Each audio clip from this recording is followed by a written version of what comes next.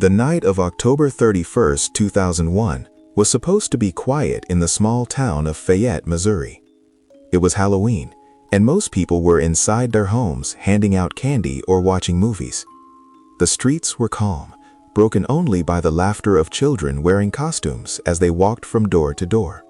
But inside a small brick house on the edge of town, something terrible was about to happen. 40-year-old Ken Elroy was not a popular man in Fayette.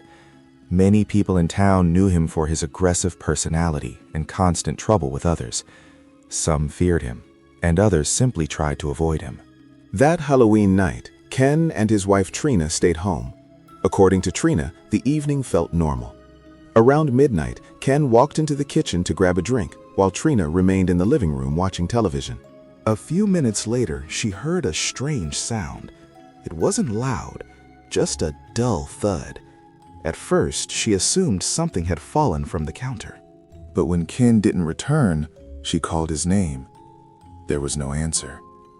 Feeling uneasy, Trina slowly walked toward the kitchen. The lights were still on, and everything looked normal at first. Then she saw him. Ken was lying on the kitchen floor.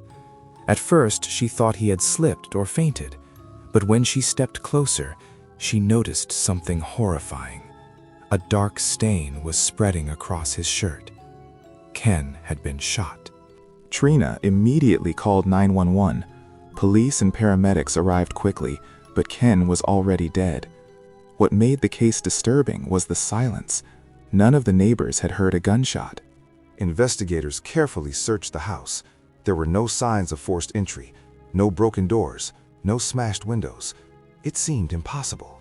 The medical examiner later confirmed Ken had been shot once in the chest from a close distance, but the weapon was missing. Detectives began questioning neighbors. One person mentioned seeing a dark car parked near the house earlier that evening, but they couldn't identify the driver. Rumors quickly spread through the town. Some believed Ken had made enemies over the years. Others thought the crime must have been personal. Then investigators discovered something strange. Ken's phone records showed that only minutes before his death, he had received a call from an unknown number. When police traced the number, they found it came from a payphone just 2 blocks away. Security footage from a nearby store showed someone using that phone shortly before midnight. The figure wore a dark hoodie, keeping their face hidden from the camera. But one detail caught the attention of detectives. The person appeared to have a limp. Police began searching for anyone in town who walked with a limp. Days passed with no answers. Then a local resident came forward. He told investigators that he had seen a man leaving Ken Street shortly after midnight. The man wore dark clothes and was walking quickly, limping slightly. The witness believed the man was someone who had recently argued with Ken. His name was David Harper. David owned a small mechanic shop in town. A week earlier, he and Ken had been involved in a heated argument over money. Several people had witnessed them shouting outside the shop. Police brought David in for questioning. At first, he denied everything. He said he had been home the entire night. But detectives noticed something. David was limping. When asked about it, he claimed he had injured his leg at work. However, surveillance footage from a nearby gas station showed David's car driving near the payphone that same night.